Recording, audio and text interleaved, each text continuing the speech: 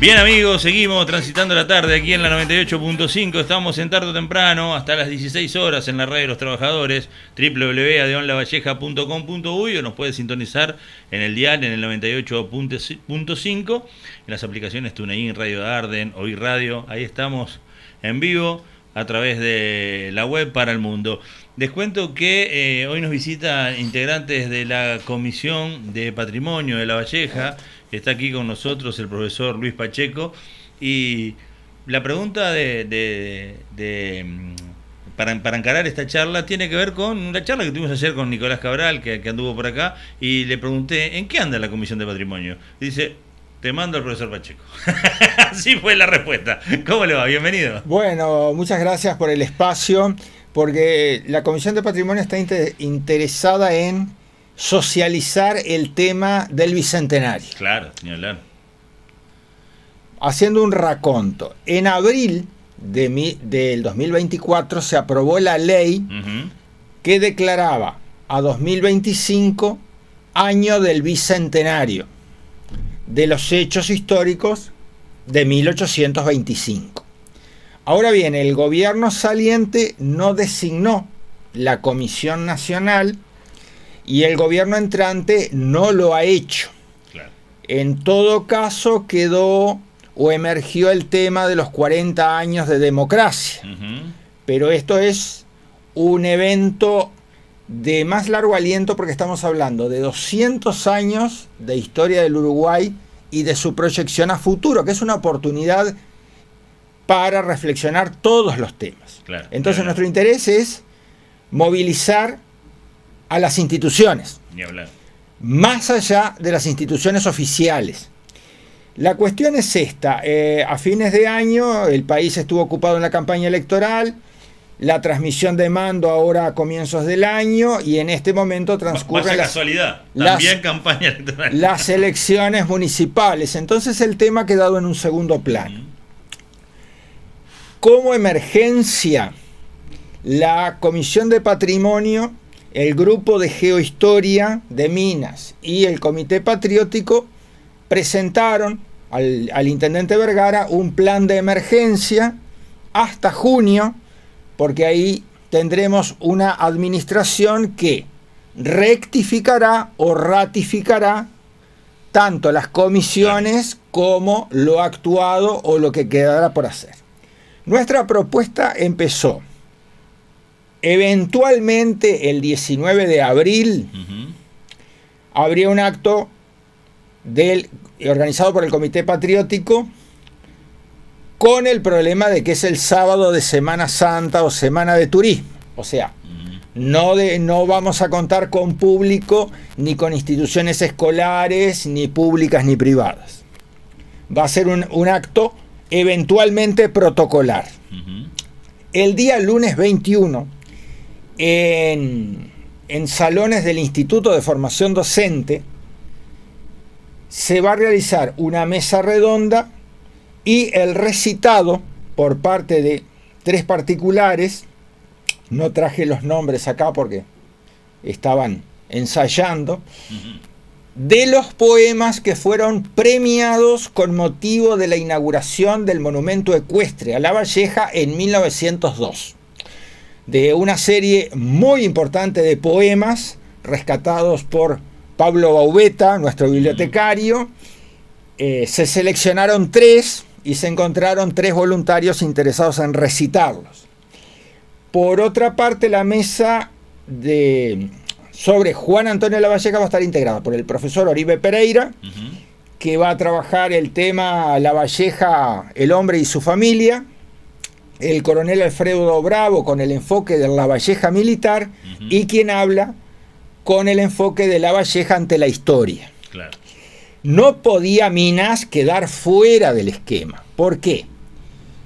Porque en el diario El País, el día 1 de abril, ya partió la expedición de los 33, que es una reconstrucción que llegará a la Agraciada el día 19. Eso fue realizado por algunos colegas y fuerzas vivas de Buenos Aires y de Colonia y Soriano, que se embarcaron, o sea, en lanchas con las seguridades que presenta la tecnología, vienen a desembarcar en La Graciada el 19 de abril. Tengo entendido que ya la Intendencia Municipal de La Valleja envió una placa que se colocaría en la pirámide de La Graciada, que dicho sea de paso es el monumento más antiguo, la pirámide de La Graciada, 1863. Ahí podemos tener el debate si el dicho es La Agraciada o Playa de La Graciada.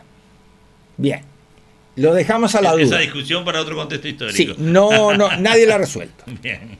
Florida se prepara porque va a ser la base del gobierno provisorio de junio de 1825 y de la Sala de Representantes del 25 de agosto de 1825. Entonces, Florida, el amigo Montaño, director de Cultura, hace tiempo que está trabajando y movilizando a los floridenses y al Grupo Identidad de Florida.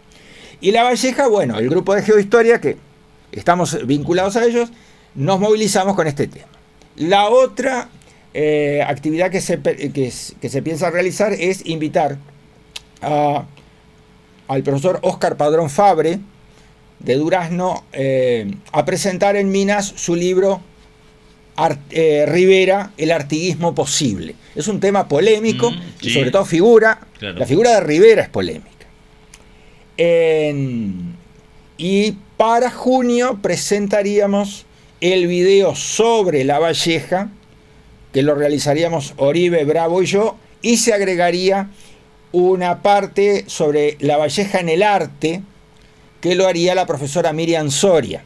¿Por qué? Porque tenemos el monumento ecuestre a La Valleja en Minas, hecho por Manuel Ferrari, inaugurado en 1902. Tenemos el cuadro de Blanes de los 33, el cuadro de Goulou, que es el clásico La Valleja con los entorchados al estilo francés, y un daguerrotipo que sería de 1852-1853, que sería una forma de fotografía muy precaria, muy primitiva. Entonces, la segunda mitad del año, bueno, está a la espera de los resultados electorales. Sí hay una posibilidad de publicar una revista o iniciar la publicación de una revista histórica minuana con artículos del tema historia, del tema departamental, tal cual la tiene el Instituto Histórico de Canelones, la tiene Rocha, la revista histórica rochense, y la tiene Maldonado y también 33. Entonces, digo, una publicación papel y también una publicación en formato web. Eso es lo que estamos pensando realizar y concretar. Veremos cómo se desempeña el año. Bien. La verdad que la pregunta ¿en qué anda la Comisión de Patrimonio? Está trabajando a full, tiene una disgregación tremenda para poder juntar todo lo que está para mostrar este año, para conmemorar y para poder traer, como decía usted, ¿no?, a la comunicación, a la gente, involucrar a la ciudadanía en estas cuestiones históricas.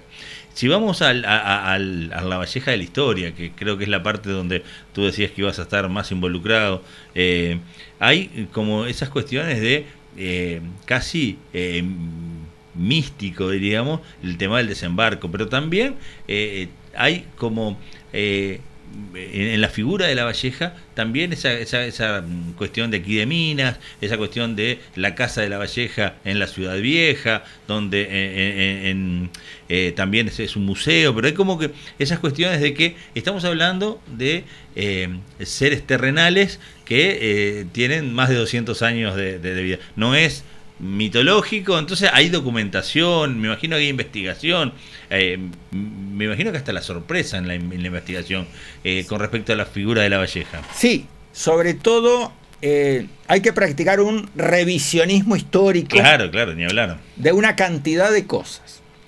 Entonces, ¿qué ocurre? Tenemos que ir a lo que llamamos los secuestros, los temas secuestrados.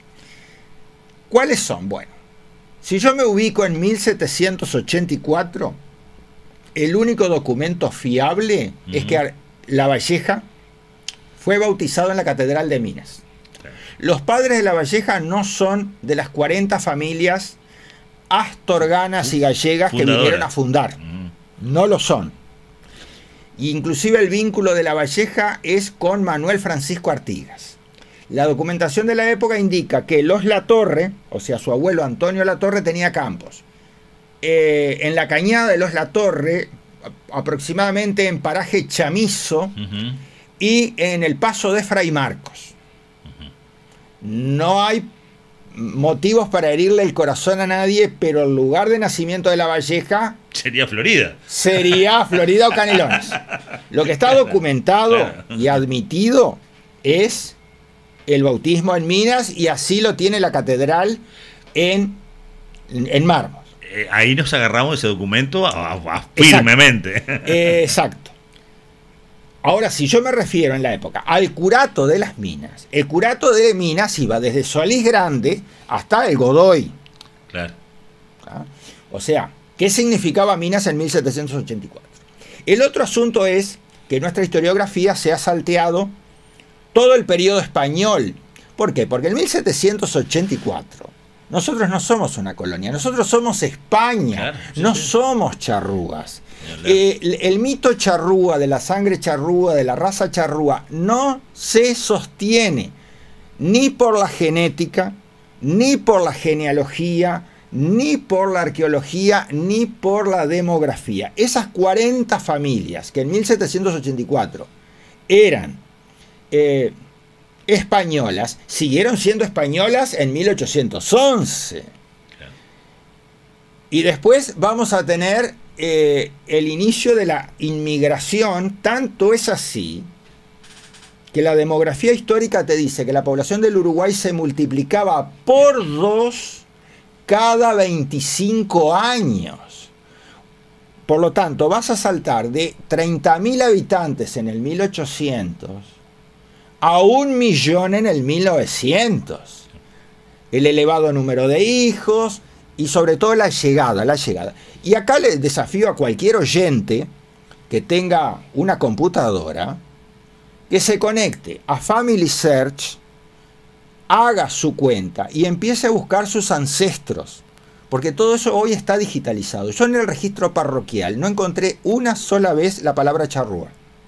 Inclusive Daniel Vidart nunca logró aclarar cuál era el significado, de dónde venía el término o qué podía significar, si era una palabra guaraní, si era una palabra española, si era gallega, de dónde venía, si era portuguesa, nunca se pudo aclarar. El mismo misterio que con Montevideo. ¿Qué significa Montevideo? Bueno, en primer lugar, como te decía, somos, 1784, somos España. Sí, claro. Es España.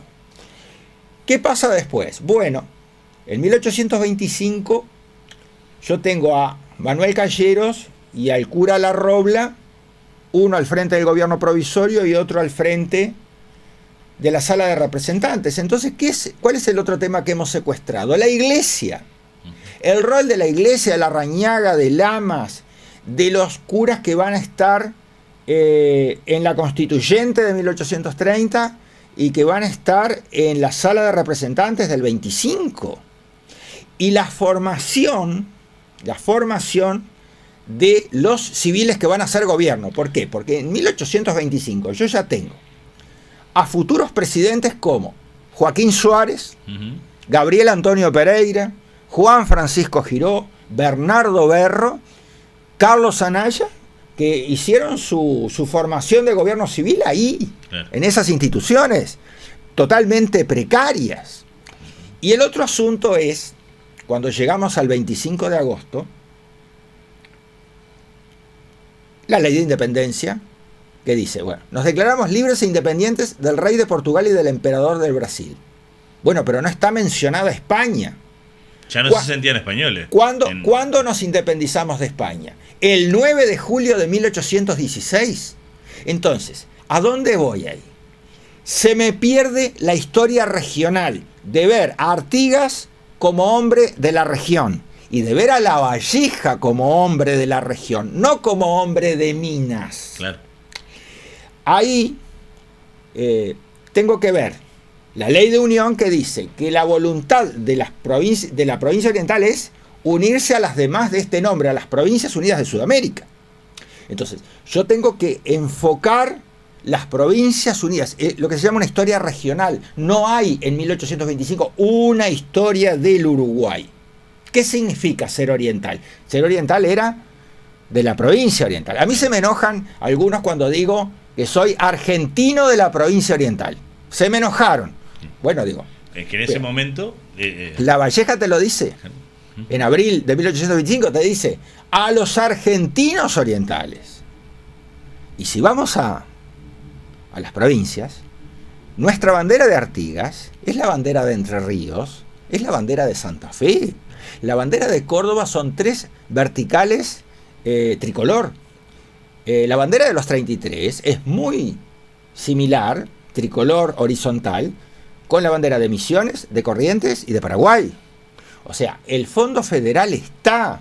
Artigas es el caudillo federal respetado y admitido por la historia argentina.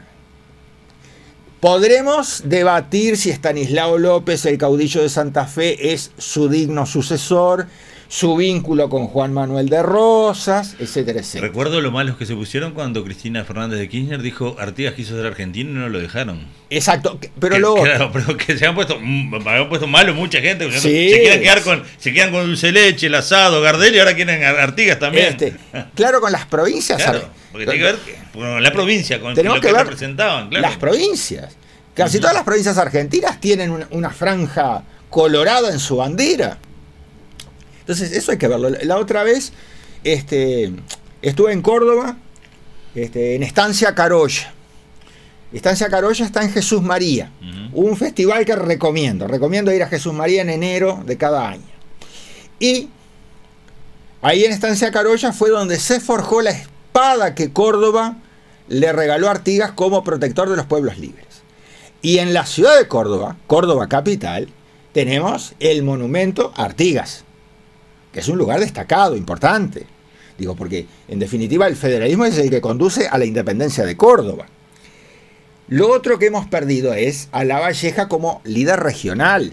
Lavalleja estuvo refugiado en Brasil cuando estuvo prisionero. Sus hijas fueron bautizadas en Río de Janeiro. Él estuvo con su esposa y su hermana en Río de Janeiro. Viene, el que lo recibe es Rivera, que lo pone en el regimiento de dragones, y además es su segundo jefe, y administra campos en Tacuarembó, en el rincón de Clara. Después se traslada a Buenos Aires, inclusive fue candidato a la presidencia de las Provincias Unidas. Lavalleja es el comandante que sucede a Alvear después de Ituzaingó. La mitad de las fuerzas que tiene Lavalleja a sus órdenes, conducidas por Lavalle, por Paz, son tropas argentinas.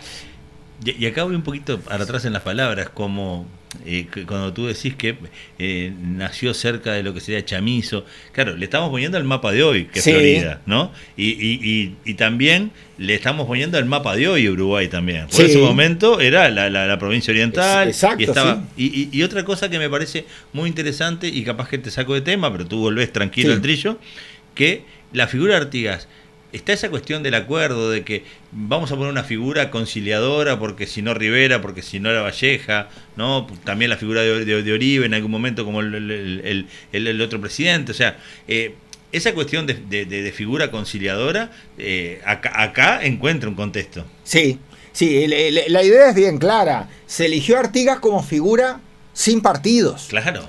Ahora bien, ¿qué ocurre? Porque justamente ahí vas al entrelazamiento de tiempos que eran cambiantes. Como tú decías hoy, hombres vivientes de esta tierra, que cambiaron de opinión en la medida que cambiaban las circunstancias. Que cambiaba la frontera también.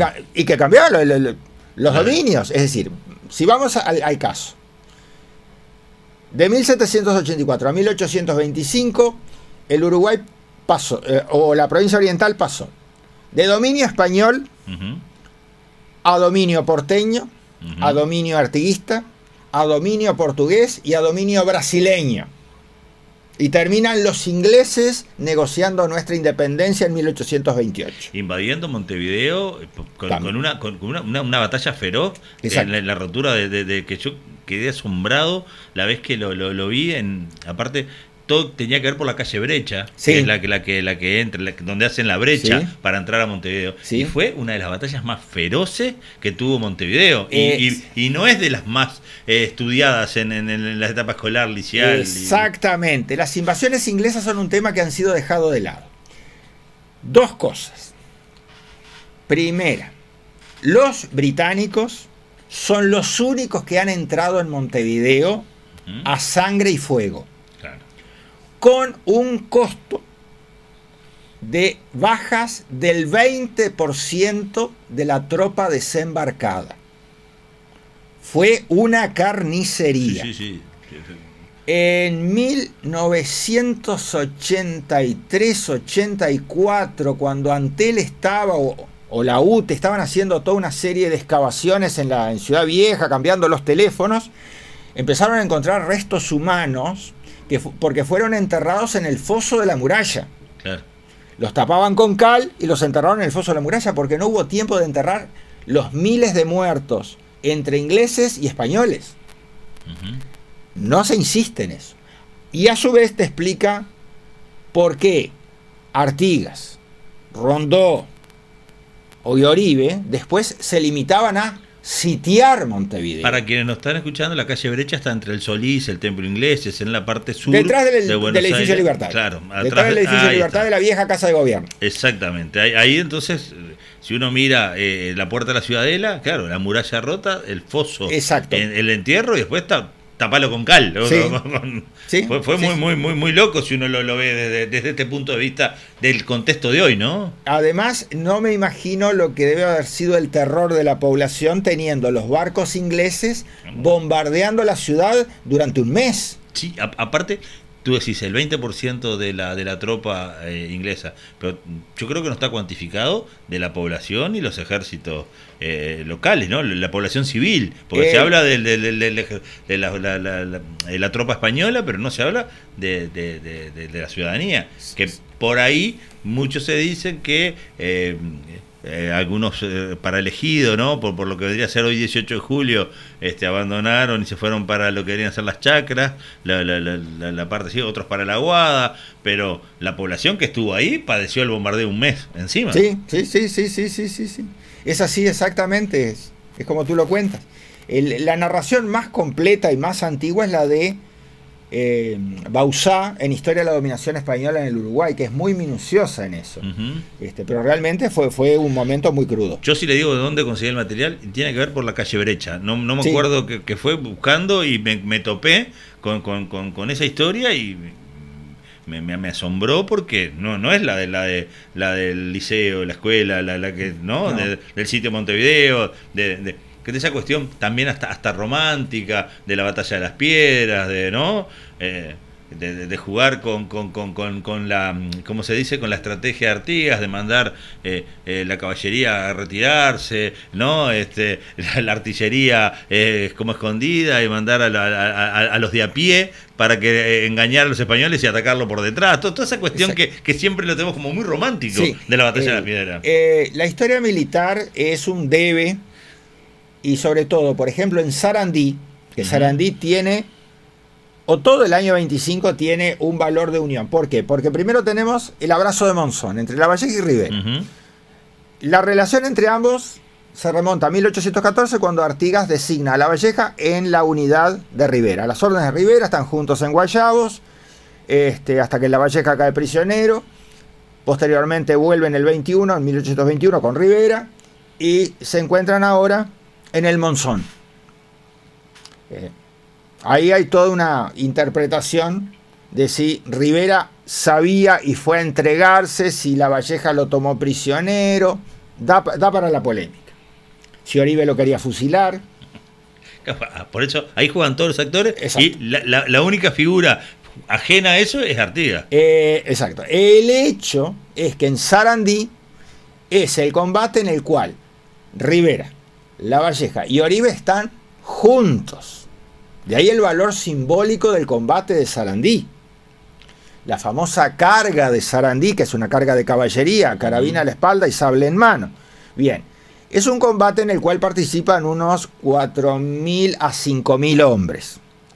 Ahora bien, en Ituzaingó, que ya es una batalla en regla, conducida por Carlos María de Alvear, ex federal, ex unitario, ex monárquico, cambiaba según el viento. El porteño, Alvear conduce una fuerza oriental y de las Provincias Unidas de 7.000 hombres contra 9.000 brasileños. Ya es una batalla en regla, porque el ejército brasileño traía mercenarios alemanes, veteranos de las guerras de Napoleón, digo, no era un tema menor. Y se ha dejado de lado la biografía y se ha dejado de lado el hecho, a veces con interpretaciones que son un poco capciosas o están demasiado enmarcadas desde el punto de vista ideológico para llegar a esto. No, justamente la historia no puede llegar a eso. Son documentos, son biografías, son hechos, son fechas, son lugares. Después la conclusión es de cada uno.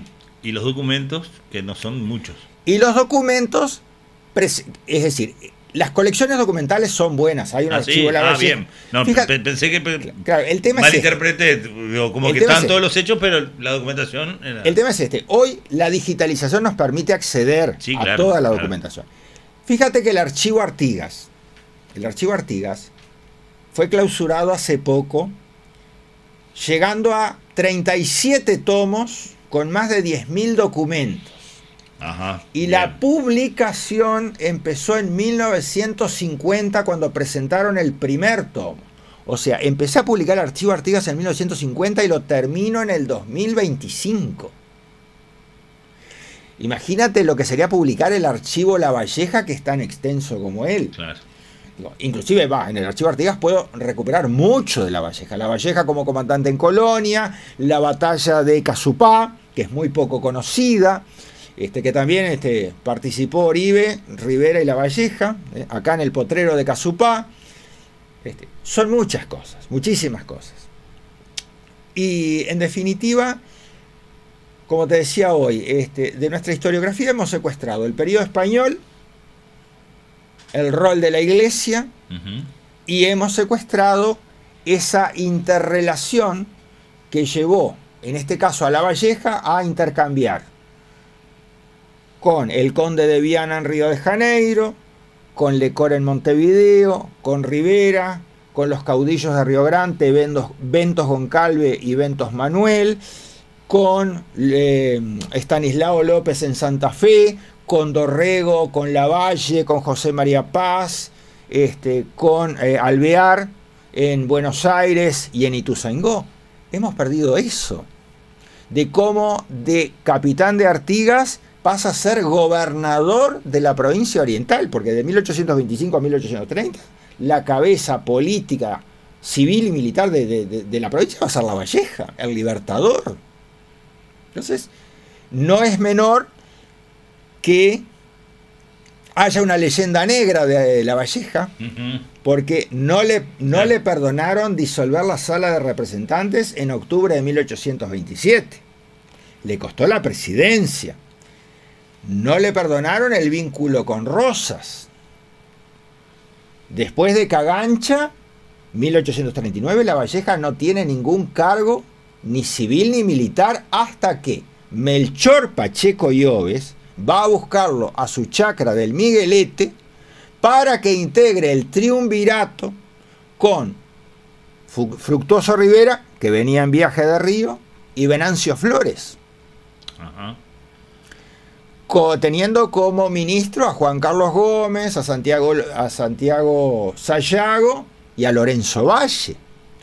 Entonces, ahí llegamos a la otra polémica, Lavalleja, ¿blanco o colorado? Bueno, yo no lo afirmaría. Claro. No lo afirmaría. Porque fueron tiempos demasiado cambiantes. Y bueno, muere de un síncope. Como dice doña Ana Monterroso, murió de la avena, como todos los Lavalleja.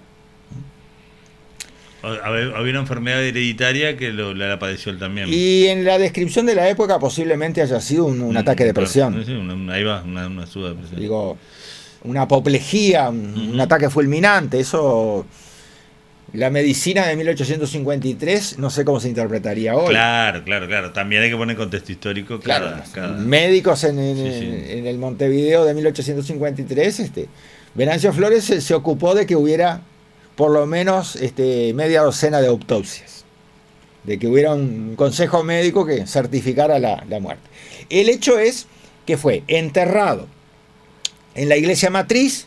Si algún oyente quiere y tiene tiempo cuando visite Montevideo, se dirige a la iglesia matriz por la nave derecha, pasando el sagrario. Al fondo va a encontrar en el piso la tumba de Lavalleja, que es la que han querido excavar para traer sus restos a Minas. Y mi crítica es, no puedo traerlo por una razón turística. Y en segundo lugar, es desconocer la dimensión regional del protagonista.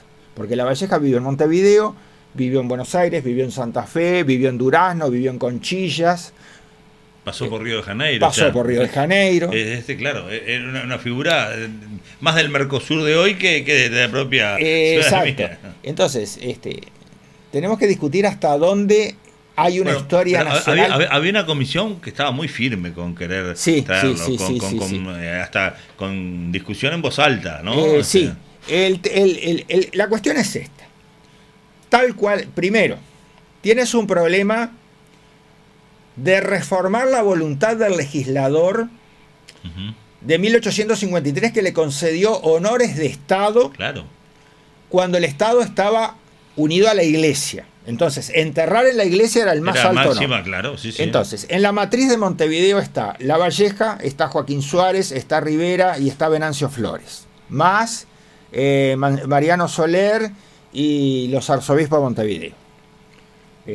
Jacinto Vera también está en la matriz, creo que está Larrañaga. Oribe está en la iglesia de la Unión, en San Agustín. Bueno, primera cuestión esa. Segunda cuestión, tú tienes que escanear el piso actual de la matriz para ver si hay algo que se puede sacar. Y después restaurar, porque no estás excavando en el campo, estás excavando en un edificio histórico. Restaurar. Para traerlo a Minas, ¿a dónde? A la catedral. Hacemos una... En un estado que ya está separado de la iglesia hace muchos años. Hacemos una obra con fondos públicos dentro de la iglesia, te van a decir que no. Lo hacemos afuera de la iglesia, pero el terreno sigue siendo eclesiástico. Excavamos la Plaza Libertad, entonces hago un mausoleo y mientras estoy tomando un té en Irizarry o estoy comiendo una milanesa en el Quilloya, reflexiono con el mausoleo delante. Claro, tal cual. Bueno, son cosas a considerar, pero además no puedo ofrecerlo como un atractivo turístico porque vuelvo a insistir, lo importante está en que desconozco la dimensión regional de nuestros caudillos. Y como decís tú, no respetar al legislador de la época que le dio sepultura con los más altos honores que había para una figura pública en ese momento y en ese lugar. Totalmente, además, en octubre con honores de Estado entierran a Lavalleja y con honores de Estado entierran en enero a Rivera. Claro. Sí, también eso, hay como una cuestión ahí emotiva demasiado importante como para después de tantos años totalmente de cambiar. Cosa que Artigas no fue enterrado en la matriz. Artigas, cuando se traen los restos del Paraguay, vienen al panteón particular de los Pereira, de Gabriel Pereira, que era su primo, y de ahí es trasladado al panteón nacional, que data de la época de Lorenzo Latorre. Ajá. El mausoleo se hace años después. En los 70. Claro, y tiene que ver también con esa cuestión de conciliar con esa figura despegada de todas las demás. Exacto. Vázquez Franco, profesor que murió hace poco, muy cuestionador de la historia nacional, decía de la afrenta que se le había hecho a Artigas. Que fue enterrarlo en Montevideo, en una plaza llamada Independencia. Digo, la lectura de las instrucciones. Artigas en 1813 envía a sus diputados a la Asamblea General Constituyente reunida en Buenos Aires. Los rechazan. A eso se refería Cristina Fernández de Kirchner. Y su voluntad es clara. En las instrucciones lo dice. El voto por el sistema republicano, la confederación, la independencia de España y familia de los Borbones y los derechos autónomos de la provincia, la soberanía de la provincia. También está, y capaz que eso para otra oportunidad, Luis, porque me parece que me llega un mensaje que dice: qué rica que es nuestra historia, faltan más espacios así, gracias por la difusión. Le mando un saludo a Nicolás Cabral, que fue quien coordinó esta entrevista. Yo, de puertas abiertas para que la Comisión de Patrimonio pueda seguir, y más en este año tan particular del Bicentenario. Pero me parece que también, a lo que yo quería llegar, era esa cuestión de que más federal que Artigas, por ahí no había otro. No lo había. Y sin embargo está esa historia que la podemos manejar en otra oportunidad, de ese tapón que venía a ser Uruguay ante dos potencias que se veían desde Europa como dos naciones muy importantes después de la pérdida del dominio español, después de que Portugal dejaba de ser el reino Portugal dejaba de ser Brasil y se volvían para Portugal, después de que los ingleses no habían podido conquistar el comercio, porque seguían negociando, sí, pero conquistar la zona para hacer como lo hizo con gran parte de Oceanía y de la costa de África, ¿no? Pero me parece que es muy interesante este contexto histórico. Yo fascinado, aparte sí, me encantan los detalles, ¿no? Tú sabes que ese afán de las independencias a mí me ha llevado mucho a la historia argentina. Y es el entrelazamiento que es realmente fascinante. Ahora en marzo llego a Córdoba. Me encuentro con la Catedral de Córdoba, un monumento de 400 años, una provincia que es más o menos del tamaño del Uruguay, con 4 millones de habitantes. Me encuentro con la tumba del Manco Paz. Vamos a ver quién es este hombre. Bueno, el Manco Paz arranca su historia siendo estudiante universitario en Córdoba en 1811. Se une a Belgrano, a Rondó en la campaña del norte. Termina en la independencia de Córdoba en 1820, cuando Córdoba se proclama, porque Córdoba integró la Liga Federal. Como decíamos hoy, le envió la espada a Artigas. Y Córdoba, Paz, termina al frente de un regimiento de caballería en Ituzaingó, primero a las órdenes de Alvear y después a las órdenes de Lavalleja. De ahí Paz vuelve a su Córdoba natal y participa de toda esa guerra entre unitarios y federales para terminar preso en Santa Fe, preso de los federales. Paz es unitario. De ahí lo rescata Rosas y termina fugado en un barco francés para Montevideo. Acompaña a Rivera en Arroyo Grande, donde ambos son derrotados por Manuel Oribe, comandante de las Fuerzas Federales Argentinas, que a Juan Lavalle lo había perseguido hasta Jujuy. Allí, en la frontera de Jujuy, en la quebrada de Humahuaca, descarnaron el cuerpo, los soldados descarnaron el cuerpo de Lavalle para llevarse su esqueleto a Bolivia. Increíble. Perseguido por Manuel Oribe. Ese entrelazamiento es el que hemos perdido. Bueno, dejamos a Lavalle con un Rivera desprestigiado por el desastre de Arroyo Grande, pero Lavalle, Paz, es el que organiza la defensa de Montevideo con Joaquín Suárez. Paz organiza la defensa de Montevideo en contra de la opinión de Rivera. Y termina en Corrientes derrotado en Corrientes, se refugia en el Paraguay. ¿Y a quién va a visitar? Artigas.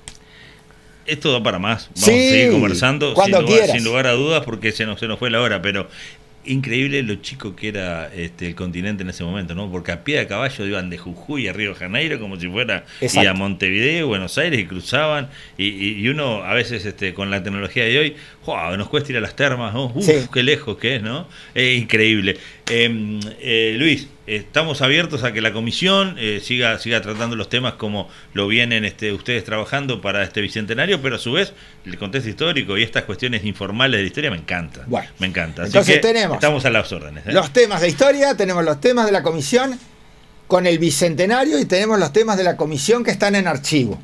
Así que seguimos conversando. Cuando quieras. Muchísimas gracias. Amigo, saludo a Nicolás Cabral, que está prendido aquí a la radio, y nosotros nos vamos ya rapidito porque tenemos otra entrevista para cerrar el programa de hoy, y la verdad que el contexto histórico es fascinante cuando está bien relatado y está bien informado. Así que música y seguimos.